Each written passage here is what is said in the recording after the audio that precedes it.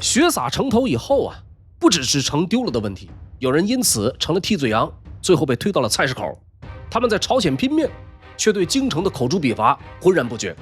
平壤不只是一场战役，更是一段公案。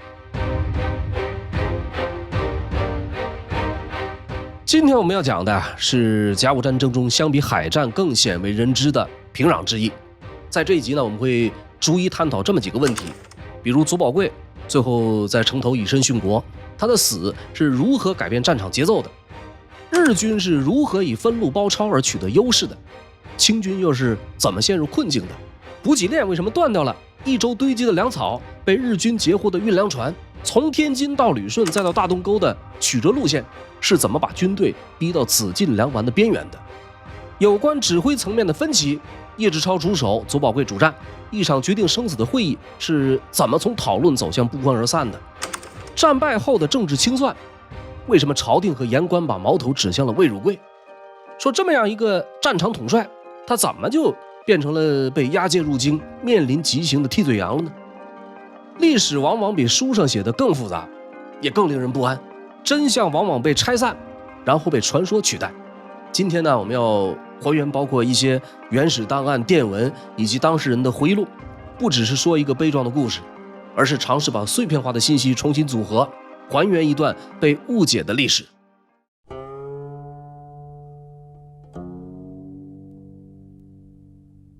1894年的初夏呀，甲午战争的前夕，李鸿章需要人盯着日军的一举一动，他派去的人是一位在北方打下不少声名的老将，老将的名字叫做祖宝贵。我们看这张照片，左边一身戎装的就是祖宝贵，右边扶着大刀的是他的亲随。祖宝贵字冠廷，回族，山东费县地方镇人士。他的军旅生涯呀，和很多清末将领都一样，是没有经过任何系统性军事教育的。在太平天国和捻军战争期间，从军参加内战，在战争中凭借战功获得了升迁。祖宝贵的早年啊，出身贫寒，父母双亡，孤苦伶仃，又没有田产，他就不得不带上两个弟弟跟着他的叔叔一起生活。稍大一点以后呢，靠着摆地摊当皮匠勉强糊口。说有那么一天，碰上个当兵的缝马靴，缝好了对方不给钱，三说两说动了手，祖宝贵因为打伤了人，被迫带上弟弟投效江南军营，开始了他的戎马生涯。这一年他还不满20岁。当兵2年，因为在攻打乌江太平军的时候立了功，获得了他的第一个重要褒奖，被授予6品军功身份，从此逐渐脱颖而出。到太平天国覆灭的时候，祖宝贵已经升到正5品的守备。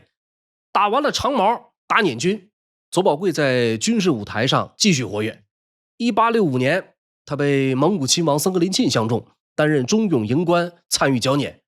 1867年，受命统领河间练军，捻乱平定以后，升为参将，被调到直隶任职。1871年呢，他在古北口后营管理马队，正式进入到了李鸿章的军事网络。大规模内战渐渐平息以后啊，和平时期升迁机会是相对有限的，但是祖宝贵呢，凭着实战能力持续累积了一些声望。1872年，直隶与热河一带马贼猖獗，他屡次率军剿匪，甚至追击到了盛京一带。史料记载说，匪众溃散，东荒肃清，祖宝贵身先士卒，摧锋之前。他是因此声名大振，凭借军功以副将进先补用，并赏加总兵衔。剿灭了热河的马贼，很快又被刑部尚书崇实看中，被调到盛京、吉林协助平乱，几大股匪患被一一平息，并且帮助盛京训练了一支部队。这是一支以淮军为标杆的勇营部队，后来的番号叫做奉军。剿了匪又练了兵，上头来了命令，让祖宝贵回到原驻地古北口。但是经盛京将军奏请祖宝贵被留在东北，继续统帅奉军。在东北10几年的时间，到1889年，这个时候祖宝贵获得广州高州镇总兵的实权，成为能够独当一面的大将。这里需要解释一下奉军以及祖宝贵本人的任职。奉军属于地方自牧的勇营，说白了呢，它不在国家编制里边，吃穿用度全靠地方供给。跟八旗、陆营那种有编制、有终身饭碗的部队不同，奉军的士兵身份更像临时工，随时可能被裁撤。对底层的穷苦百姓来说啊，能有口饭吃就不错了，当不当临时工无所谓，哪怕只是短期的差事，也愿意进永营当兵。但是对于有一定资历地位的将领来说，这种临时工身份就很难接受了。所以清廷呢想出了一个办法，为了稳住军官的心啊，永营军官的职务大多会挂名在陆营的编制里，即便没有空缺，也会用记名候补的方式塞进去。这样一来呢，他们就是国家承认的正规军官了。左宝贵就是这种情况，他是在东北带奉军，真正借用的官缺却是广州高州镇总兵，听起来南辕北辙，实际上呢却是官场常态，这种情况比比皆是。比如后面要提到的圣军统领魏汝贵借用的就是宁夏镇总兵的官缺，实际上呢他本人是在直隶驻防。这种官职身份和实际防区驴唇不对马嘴的情况，堪称晚清官场的一大奇事。前面提到李鸿章啊，希望左宝贵侦察日军动向，李鸿章一封书信改变了奉军的命运，短短10几天以后，他们就被点名要跨过鸭绿江奔赴朝鲜。尽管是驻扎在盛京的奉天等地，隶属盛京八旗将军统辖，但是盛京的边海防同样属于北洋防务。作为盛京精锐，这个奉军自然也在李鸿章的指挥调度之下。1894年7月15日，清政府眼见朝鲜局势紧张，下令李鸿章立刻向朝鲜增兵，他们就这样被派到了朝鲜前线。奉军一共有多少人呢？根据中日双方的资料显示，共计4223人。除此以外，7月16号，因为左宝贵熟悉地形和民情，一路就把原本驻扎在中朝边境的记名提督聂桂林统帅的靖边军也交给左宝贵一并指挥。这支靖边军呢，当时有1785人。左宝贵和聂桂林商量以后，从奉军和靖边军里边各抽选马步4营以及靖边军的炮队，重新组合成了一支3500人的队伍，对外一律统称奉军，由左宝贵任总统，聂桂林任分统。几天以后，奉天、营口、昌图、通化等地部队陆续拔营启程，按照左宝贵的命令向边境城市九连城集结。7月29日全军集结完毕。30日傍晚，左宝贵自己带着亲兵率先渡过鸭绿江，到达了朝鲜一州。第二天一早聂桂林指挥大部队分批次过江，进入了朝鲜境内。左宝贵是轻骑在前，聂桂林紧随其后。8月6号，左宝贵赶到了平壤城，和先前已经抵达的盛军义军将领魏汝贵、马玉坤等人会合。几位将领立即展开商议，讨论如何布置平壤的防守大计。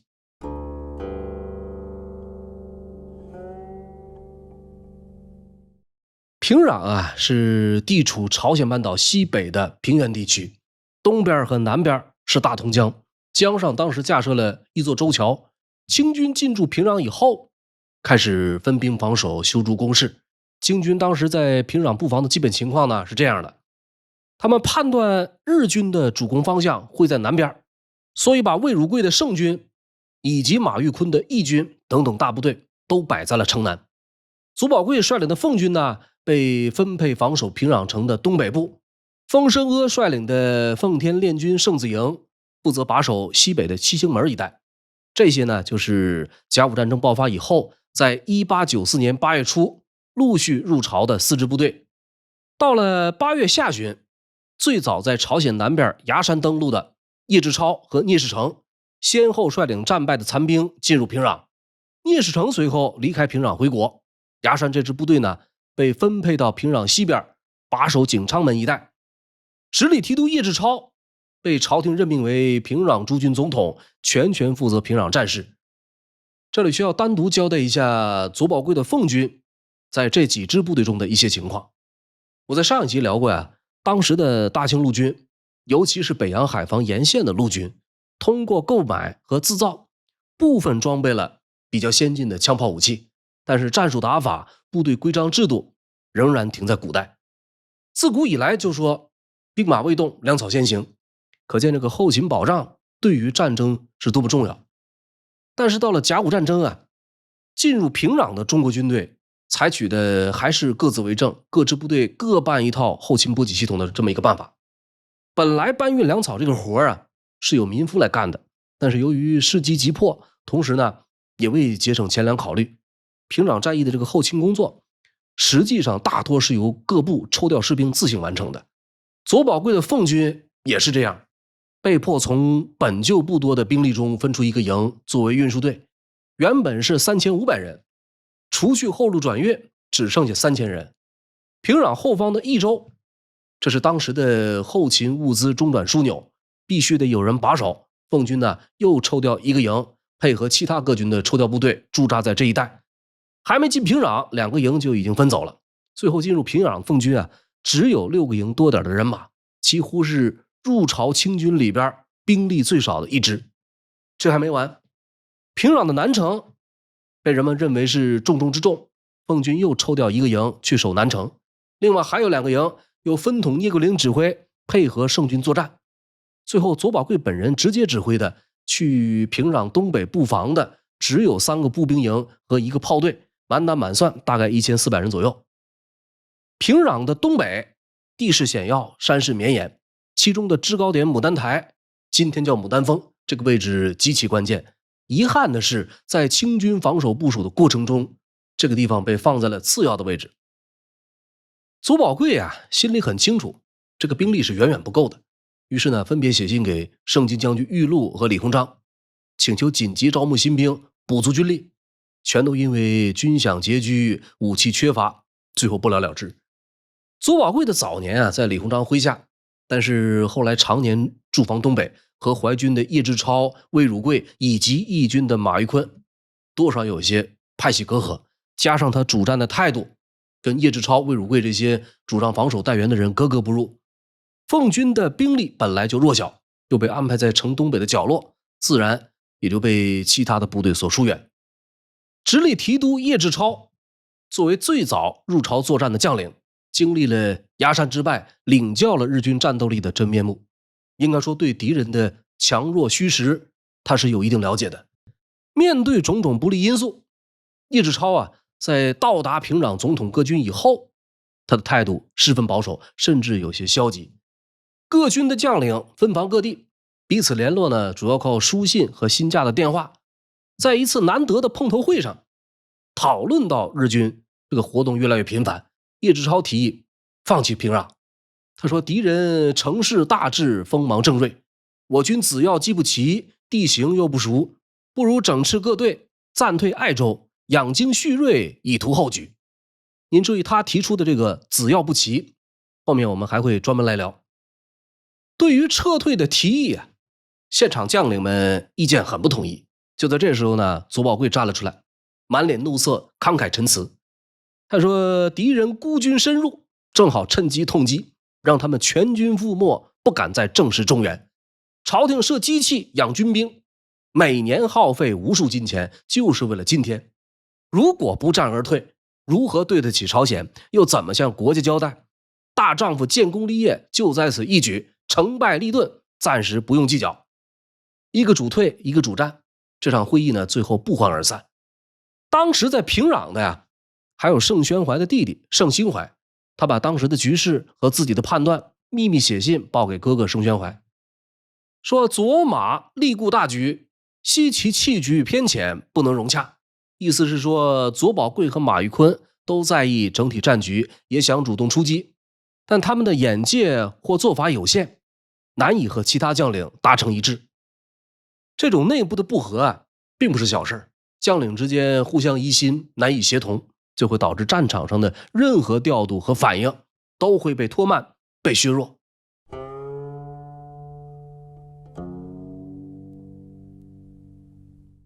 当平壤守将还在争论是战是退的时候，日军已经悄悄成型，正按计划向他们逼近。为了进攻平壤，日军采取了分路包抄合围的战术。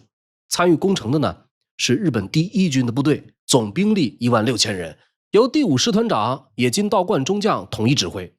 需要注意的是，日本陆军的编制在不同时期和不同战场可能有所调整。前面说过，甲午战争时期日本的机动部队一共有7个师团，根据战时需要，可以把2个师团合并成一个军。甲午战争时期的日本第一军就是以第3、第5师团为核心组建的，司令官是山县有朋。我们可以看一下，这就是当时第一军主要将校的合影。山县有朋和第3师团长桂太郎刚刚登陆仁川的时候，第5师团长野津道观已经杀到平壤。我们看，这就是晚年时期的野津道观。野津道观1840年生人，出身是萨摩藩一个下级武士家庭，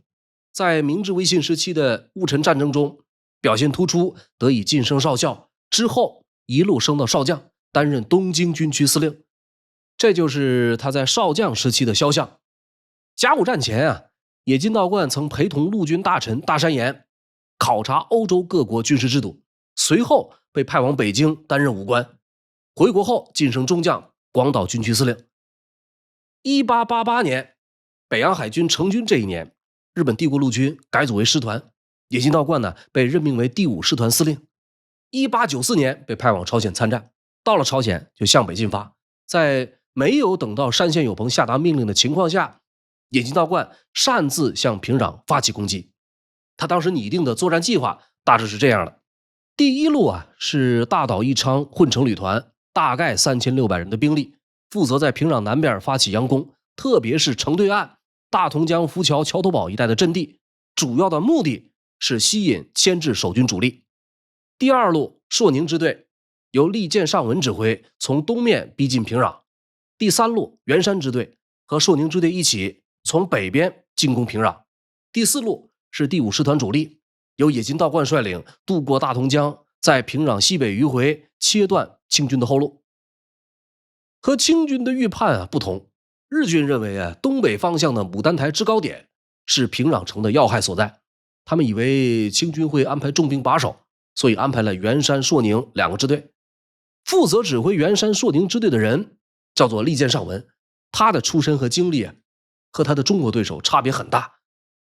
利剑上文生于1845年，出身日本桑明藩的一个藩士家庭，小名剑三郎。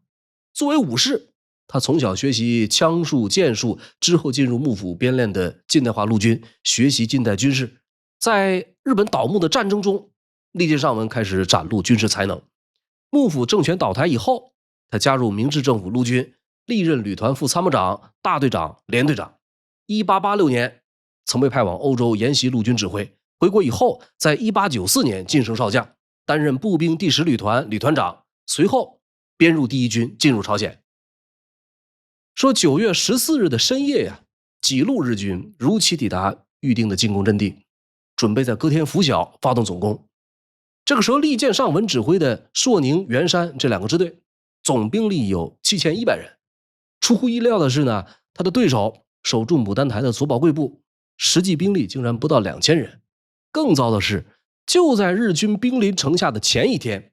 李鸿章接到叶志超的急报，说佐保贵因为连日来心力交瘁，突发中风，已经不能起床了。这一消息对于清军来说无疑是雪上加霜的。时间来到1894年9月15日凌晨4点30分，平壤大战正式爆发。最先交火的区域出现在盛军义军驻守的大同江对岸，随后利剑上文所部也立刻发动攻击，向既定目标牡丹台发动猛攻。根据日清战争实际的记载，说15日黎明，当旭日将要升起之时，朔宁支队已逼近敌军堡垒。此时江左岸有混成旅团奋战，右方则有元山支队急袭敌军堡垒。这个朔宁支队首先向牡丹台外围的奉军工事发起猛烈攻击。虽然兵力上不如日军，但是清军的抵抗极为顽强。在战斗中，日军发现了一个让他们震惊的情况，说这个清军竟然使用了一种新式武器，13响连发的毛瑟枪。这是李鸿章在战前从旅顺调拨给奉军的。日清战争实际记载说，突然以毛瑟13连发枪从侧面向我军部队射击，气势猛烈，势不可挡。双方经过一番恶战苦战，借助炮火的优势，日军在当天上午8点30分攻占了牡丹台高地。占领制高点以后，日军马上冲向附近的玄武门，打算攻破平壤城北的最后防线。他们从牡丹台以高打低，炮击玄武门，然后再配合步兵不断发起冲锋。当这个玄武门的防御到了最危急的时候，死亡枕藉、枪林弹雨的城头上突然出现了一个高大的身影。只见老将左宝贵啊，披挂整齐，头上有顶戴花翎，身上穿着御赐黄马褂，虽然中风未愈，却硬撑着走上城头，大声激励着他的士兵。面对蜂拥而至的日军，左宝贵是毫无畏惧，有人想扶他下城，被他一把推开。作为一名高级将领，他深知丢了牡丹台，平壤也就到了生死存亡的关头。有属下劝他换掉那个显眼的黄马褂，免得成为日军的目标。左宝贵呢大喝一声，说我穿着朝服上阵，是为了让士卒知道我来了。大丈夫马革裹尸，哪怕就这样死去也没什么，引起敌人注意又有什么好怕的呢？随着城上越来越多人倒下，左宝贵更是亲自操纵加特林机关炮向着日军扫射。在激烈交火的过程中，他先是被弹片擦伤额头，仍然勉力支撑，随后呢被一颗榴弹正中左胸，血洒平壤城头。刚开始还有点反应，抬下城去就断了气儿。这之后奉军依然是拼死不退，依托城墙死守玄武门。日军正面强攻难以突破，换了一招，冒险派士兵攀越城墙，没想到还真就成功了。实际上这个时候城上也打得没多少人了，他们就这样从城内打开了玄武门。随着日军如潮水般的涌入，平壤北门宣告失守。叶志超闻报，匆忙派人前去支援，援军抵达的时候已经无力回天。在乱军之中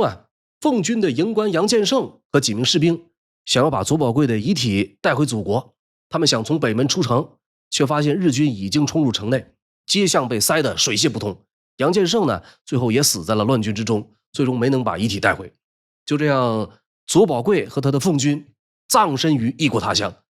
北门失守的当晚，叶志超下令全军撤出平壤。撤退的途中，再次遭遇日军伏击，又爆发了大规模的溃败。日军占领平壤以后在清理战场的时候，找到了左宝贵的遗体。出于对这位勇将的敬重，日军在平壤为他施以军礼厚葬。左宝贵阵亡的消息传回京师，清廷悲痛哀悼。光绪皇帝专门为他御制祭文，说方当转战无前，大军云集，何意出师未捷，上将星辰。这突如其来的噩耗加上平壤迅速传来的溃败消息，就好像一记重拳，对大清陆军发出了凄厉的警报。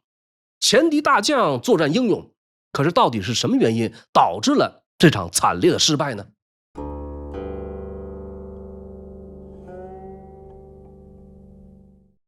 ？1894年9月15日下午平壤的上空下起瓢泼大雨。夜幕时分，城北的静海门和七星门悄然打开，清军蜂拥出城，冒雨向北撤退。没想到路上早已布满了日军的伏兵，撤退的队伍当场遭到截击，死伤极为惨重。一位被俘的中国军官在后来专门写下了当晚的情景，那个字里行间的惊恐，我们可以共同来感受一下。他说，当晚忽然乌云密布，大雨倾盆，兵勇们冒雨西行，好似惊弓之鸟，也顾不上路径了，大家全都结队直冲出去。日军听到人马奔腾，以为遭到劫寨，于是呢齐齐放枪截杀，各山口守的就像天罗地网一样，几次冲锋都被打了回来。前军遇敌则回头，后军只顾奔逃，进退混乱，人群拥挤，黑夜里分不清方向和敌我，于是自己人打起自己人来，枪声、炮声、风声、雨声交织在一起，前面有敌人的乱枪，后面有自己人的火炮，自相践踏，死状难辨。有人寻父觅子，有人呼兄唤弟，鬼哭狼嚎，震动田野。熟悉一点当地情况的找到朝鲜本地人引路，就都逃出去了。剩下那些惊慌无措的，不是投水自溺，就是自己抹了脖子，要不就是找块石头碰头自尽，或者找棵歪脖子树上了吊。总之是死尸遍地，血水成渠，触目惊心，不堪言状。这场平壤之战是甲午战争中第一次大兵团会战，参战双方总兵力大体相当，整体而言日军略占优势。战斗在9月15日凌晨打响，在大同江南岸，魏汝贵的盛军马玉坤的义军顽强反击，甚至发起反冲锋，夺下日军的前沿阵地，让日军数小时之内无法推进，被迫停止攻势。可是平壤城南只是一个幌子，日军真正的目标是平壤东北牡丹台一带。奉军呢，经过一番血战，兵力火力都支撑不住，牡丹台玄武门相继失守，奉军统领左宝贵在激战中阵亡。9月15日下午，大雨让战斗暂时告一段落。表面上看来啊，虽然清军失去了城外的制高点牡丹台，但是平壤城本身的防御仍然稳固，战事还处在不分胜负的态势之中。不幸的是呢，当天夜间，清军总统叶志超下令全军撤出平壤，撤退的队伍在行军途中遭遇日军的事先设伏，结果北洋主力溃败，一蹶不振。酿成这样惨痛的战果，叶志超作为最高长官是推脱不掉责任的。100多年以来，人们谈及这场战役，往往也会把批评的矛头对准这个人，认为他胆小昏聩，是平壤大败的重要原因。叶志超啊，字属清，安徽合肥人，跟随淮军宿将刘铭传起家，早年在太平天国捻军的战争中，向来以打仗不要命闻名，因此呢，人送外号叶大呆子。在甲午战争以前，叶志超官居直隶提督，掌管直隶全省露营和练军。按理说呢，这是一位具有一定威名和资历的将领。那么问题来了，为什么到了平壤，叶志超从过去的勇猛突然变得打法保守，甚至是消极了呢？叶志超提出撤出平壤，为什么其他的统帅，比如盛军魏汝贵、义军马玉坤，并没有表现出强烈的反对？到底是什么驱使着这些将领最终做出了撤退的决策呢？上面提到的清军遭遇伏击的描写，出自盛军军官栾书善之手。这个栾书善呢，在被俘以后写了一本《楚囚异史》，其中记录了很多平壤战役的细节。根据这本书的记载，在9月15日当天黄昏时分，叶志超啊曾召集众将商讨对策。在会上，他提出说，北门至咽喉技师子要又不齐全，转运不通，军心惊惧，设敌军连夜攻打，何以防御？不如暂弃平壤，增彼交心，扬我精锐，再图大举，一气成功。按照这段记载描述的，叶志超给出撤退的理由啊，首先是牡丹台玄武门失守，其次是子要不齐，转运不通。而相比之下呀，这第二条原因要更加的要命。丢了牡丹台和玄武门，还可以设法支撑，没有了弹药，你说这个仗还怎么打呢？从平壤撤退大概4天以后啊，李鸿章收到了叶志超发来的第一封战报。在电文中呢，叶志超报告了9月13日到15日的战斗过程，并且明确说明了撤退考量主要有2点：一是子尽粮完，弹药与粮草耗尽；二是四山大炮齐向成营释放，兵勇无地立足，也就是四周高山被日军占领，炮火猛烈。这和栾书善记载的撤退理由完全一致，从侧面证明了栾书善回忆的真实性。栾书善啊还提到说，当叶志超在会议上提出撤退提议的时候，各统领深以为然，也就是会中诸将表示同意。这一点啊被9月22日的一份文件所印证。当时参加黄昏会议的盛军统领魏汝贵在致电盛宣怀时写道，说子要又进，叶军们不得已与诸将筹商退守之策。综合中方相关公文报告和私人回忆来看，首先撤出平壤并非叶志超一人决断，而是经过各部主将集体会商的结果。这个事儿完全怪人老叶一个人有点说不过去。其次呢，牡丹台丢了，左宝贵没了，玄武门失守，形势不利，这些都是无可争议的事实。最后，弃守平壤最关键的因素应该是子尽粮完。这样一个说法，当时的人无暇深论，后来的人一味归咎为谎报军情。那么它的真实性到底有多少？弹药到底缺到什么程度？补给又为什么中断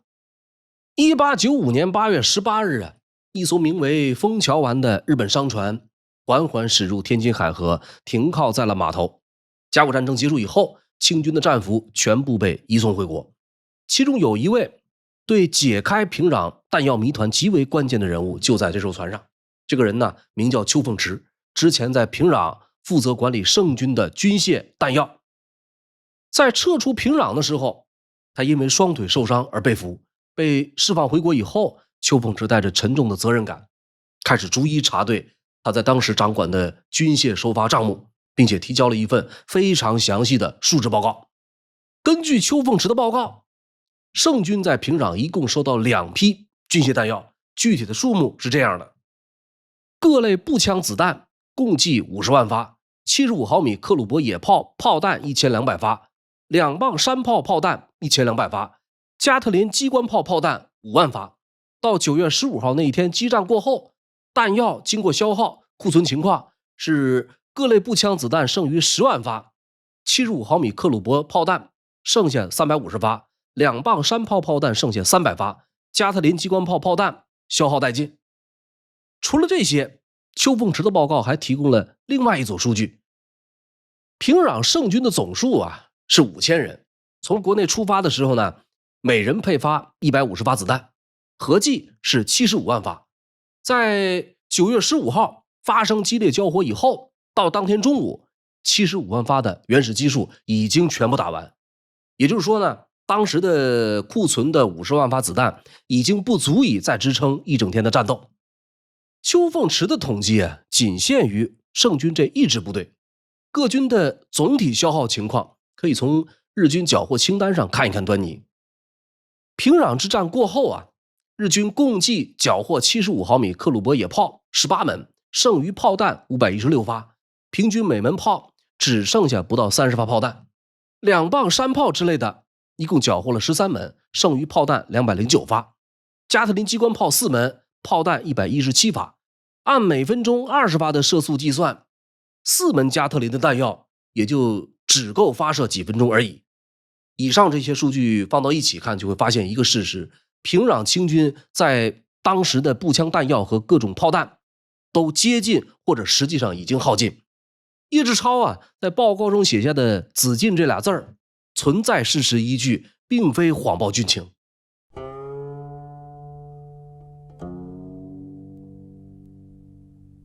打仗就是打后勤，除了前面着重提到的弹药，战争必须的粮食辎重，在一定程度上同样是决胜关键。1894年7月底到8月初，盛军、义军、奉军以及圣子练军陆续进入朝鲜。当时情势紧迫，为了加快部队集结，军火、粮食、辎重这些大宗物资并没有随军携带，而打算由后方逐步筹措，再运往前线。甲午战争时的清军并不像日军那样拥有近代化的兵站制度，驻守平壤的部队依靠的仍是一套落后拖沓的补给系统。各军所需的物资都由原本驻防的省份自行筹集，互不支援接济。即便同在平壤城内，不同部队的后勤线却各算各的账。这一次出兵境外，李鸿章任命盛宣怀负责后路转运，作为金海关道招商局督办以及中国电报局总办，盛宣怀掌管轮船和电报，被视为最合适的总管。他需要做的是把各路补给整合到通往朝鲜的这一条线上。在这条运输线上，本来最便利的方法是直接从天津旅顺出发，横渡大海，把物资运到大同江卸载。然而丰岛海战以后，这条航线被认为太过危险，于是只能重新设计路线。天津是北洋的洋务重镇，也是物资集散地。李鸿章是想方设法或购买或借调西式武器补给，通过招商局和各种渠道运到边境。为了避免日渐拦截，盛宣怀进一步改良运输线，先用轮船把物资运到旅顺，再用民间木船由风帆或小拖轮牵引，贴着前海航行到大东沟，然后再走陆路运到平壤。以盛军为例，8月16日他们的军械粮食自天津起运，18日到达旅顺，但是由于民船一时难以顾到，这个物资只能堆积在港口，直到9月初才部分运到鸭绿江畔的益州。光是这一趟就用了半个月的时间。物资到达益州以后，再用朝鲜的牛车运往平壤，道路崎岖，速度缓慢。更糟糕的是9月10号左右，日军开始对平壤后路展开包抄，严重威胁到了运输线。结果是多数部队从进入平壤到战败为止，只接到过一次补给。从日军后来缴获的战利品来看啊，在益州堆积如山的物资里面，军火的比例并不高，大部分是粮食物资。平壤前线最高军事长官叶志超报告的子进粮完，这个问题的根源还是在运输线上。没有子弹，军队会丧失战斗力；没有粮食，军队则根本没法生存。这两样应该说是一个比一个要命。负责协调各路后勤运输的盛宣怀，在和各处的往来公文中，有很多关于军粮运输的记录。透过这些档案，可以还原出平壤守军的粮食困境。还是以盛军为例，8月初，统领魏汝贵的儿子魏本良在天津准备了3000担大米，16号起约，9月初抵达益州，但是因为道路已经被日军威胁，不敢再往前运送，直到平壤失陷，这部分粮食仍然积压在益州。叶志超率领的直隶练军和武义军在崖山战败以后损失了全部辎重，退到平壤的时候已经没有补给。8月末从国内准备了2000担大米，在天津装运，9月9号到达益州，结果和盛军一样，最终没有一粒大米送到平壤。马玉坤统领的义军原驻地是在旅顺，理论上应该更便于补给，然而战后益州的仓库里面仍然积压着1000担标记为义军的军粮。考虑到义军只有4营的兵力，这应该是他们全部的补给军粮。只有左宝贵的奉军有过一次成功案例，8月底的时候，他们冒险用了不知道什么船，把2000担粮食从益州运到平壤，前后8天时间，最后平安抵达。整体来看，大约有7000担的粮食被堵在了益州，没有运往平壤。平壤城内的多数清军，除了出征时候随身携带的一部分之外，没有后勤补给。叶志超呢，这个时候不得不向朝鲜的地方官求助，但是朝鲜北部土地贫瘠，人口稀少，区区一座平壤城仅有2万居民，要负担1万多清军的粮食，难度实在太大。这种情况下，清军也不再挑剔纠结，小米、玉米能吃的就收下。平壤战后，日军统计缴获的粮食种类可以说是五花八门：大米2600担，稻谷300担，大麦4担，粟米800余担，小麦300余担，玉米100担。这些统计啊，说明了平壤战役后期清军确实已经开始就地解决军粮。需要注意的是，这个数据包含了整个平壤战役期间，并不能单纯代表清军撤退前平壤城内的粮食储量。真正的危机发生在大战爆发前的9月12日，李鸿章收到叶志超的急电，身心俱疲的叶志超报告说，从咸镜到筹集的军粮在11日于大同江被日军全部劫走，现五路大军只存军粮数日，后路转运至今未到。五路大军粮食只能够维持几天。在日军的档案里边呢，同样证实了这一点，说9月11日啊，第5师团在大同江上游俘获了25艘咸镜道方向的船只，上面有大约1250担的粮食。综上所述啊，清朝在平壤的军队所面临的是武器弹药极其匮乏，后勤补给线基本被掐断，粮食只够几天，这么样一个可以说极度危险的局面。平壤失败啊，并非某个人或者军队软弱无能，而是一连串后勤断裂和战术被动共同造成的结果。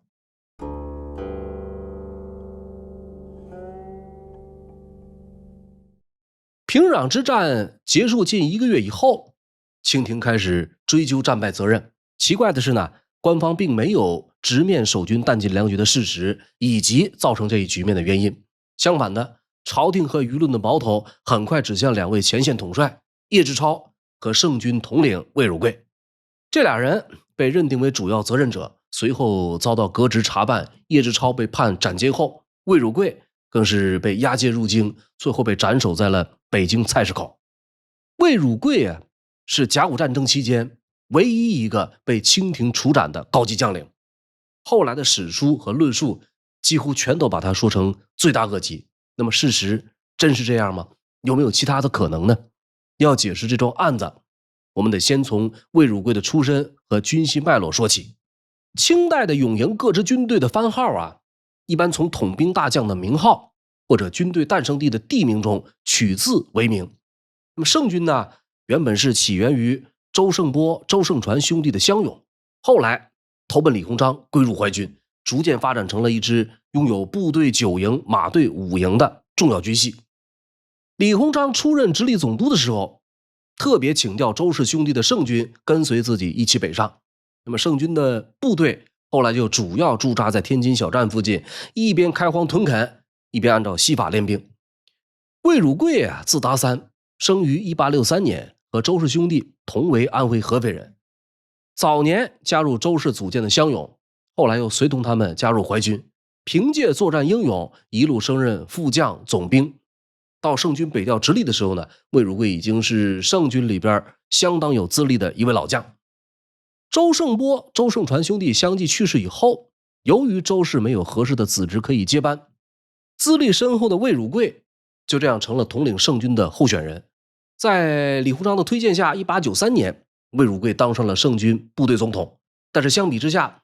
无论是统兵的经验，还是在军队中的声望，魏汝贵都是不能和周氏兄弟相提并论的。1894年7月25日，日军挑起丰岛海战，8月1日，中日两国互相宣战，甲午战争正式爆发。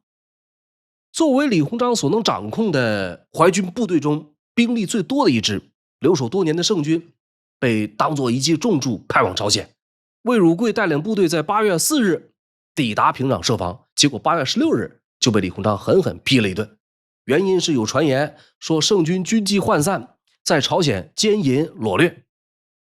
李鸿章得知这条消息啊，是来自大管家盛宣怀的密报。盛宣怀的弟弟盛兴怀跟随魏汝贵出征，被安排在了盛军营务处，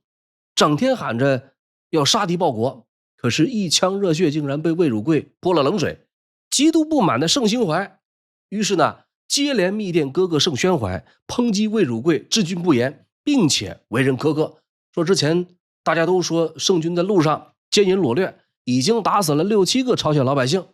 还说很多将领勇丁都已经心怀异志。这条消息啊，就这样传进了李鸿章的耳朵。很快朝廷里边的清流言官不知道通过什么渠道也知道了这条密报，弹劾的奏章一封接一封，很快就掀起了一股铺天盖地的政治风暴。魏汝贵比较后知后觉，甚至让人感到不可思议，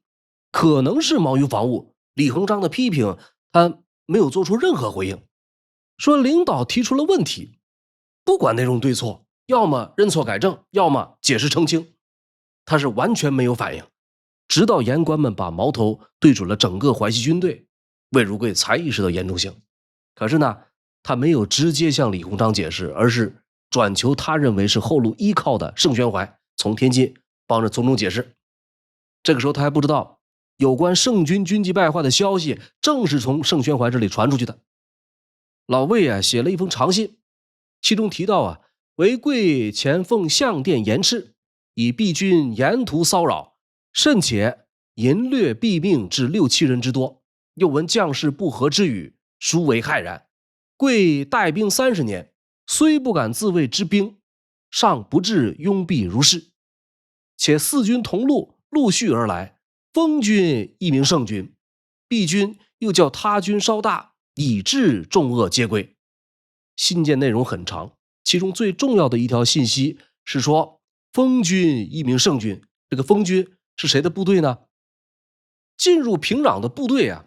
有魏汝贵的盛军，马玉坤的义军，还有左宝贵的奉军，以及镶白旗护军统领丰绅阿所部奉天圣子练军。这支主要由八旗子弟组成的部队，番号简称也是盛军。尽管没有点名，但是意思已经很明显，丰绅阿的盛军才是军纪败坏的正主。这一点从叶志超的报告啊也能有所证实。驻防平壤期间呢，叶志超曾经向李鸿章报告说，丰都统为人长厚，所部各营骚扰百姓异常，虽经超从旁劝谕，该都统既有约束，下意不遵，地方颇受其害。盛兴怀给盛宣怀的密报里啊也有提及，说丰带兵不甚精练，且有骚扰。可是即便是这样啊，魏汝贵的解释来的还是太迟了。他的这支圣军军纪败坏，经过口耳相传，已经在朝廷里边定了型了。这样一支原本被李鸿章视作骨干寄予厚望的军队，现在竟然不断的爆出丑闻。人在天津的李鸿章没办法对传闻进行核实，只能痛恨魏汝贵治军不力，说左马蜂三统将，忠勇协力，上下一心，独汝所部狼狈至此，远近传闻，骇人听闻，敌分逼近，若酿成大乱，汝身家性命必不能保，吾颜面声名何在？再次痛骂一番以后，李鸿章下令命令孙显银分统圣军，准备分解魏汝贵的兵权。可是真到了战场，魏汝贵呢身先士卒，赢得前线一片赞誉。李鸿章看中的孙显银却畏畏缩缩。紧接着就发生平壤战败，魏汝贵率领迎兵一路上收拢残兵，等退过鸭绿江之后，圣军竟然集合起了80%兵力。但是再多努力也已经没法改变舆论的压力。李鸿章为了保全自己以及淮军圣军的声名，已经准备弃车保帅。这时候呢，又发生了一件好比火上浇油的事儿。盛宣怀的那个弟弟盛兴怀在兵败突围途中不幸中了流弹死掉了。这个事儿啊，并非魏汝贵的责任，但是盛宣怀曾经专门托付，希望他对盛兴怀予以照顾，到头来照顾成这样。身为李鸿章亲信幕僚，盛宣怀对魏汝贵的态度也就可想而知了。平壤战败以后呢，视李鸿章为眼中钉的清流言官很快群起攻之。除了平壤守军总统叶志超以外，传闻最多的魏汝贵更是成了攻击的重心。很快呢，朝廷下旨将叶魏二人革职查办。叶志超判了斩监后，经过李鸿章的活动，这位叶帅终究是保下了一条命。魏汝贵是最惨的，从东北押回北京，被判了个斩立决。大雪纷纷，60高龄带着枷锁行进，还没有判刑就超没了家产。1895年初，眼瞅着就要开刀问斩，突然有人喊了刀下留人。慈禧太后是个明白人，看到有关诛杀魏汝贵的上谕，发现情形可疑，于是紧急叫停，把翁同龢等等军机大臣叫过来询问，说今日魏汝贵罪刑部奏上，奉旨改为立决，汝等有无议论，可从宽否？你们都说说吧，这个事儿还有没有的缓？慈禧是连问几遍，翁同龢这几人全部表态。看他们装起了闷葫芦，慈禧呢干脆开门见山的说吾非姑息，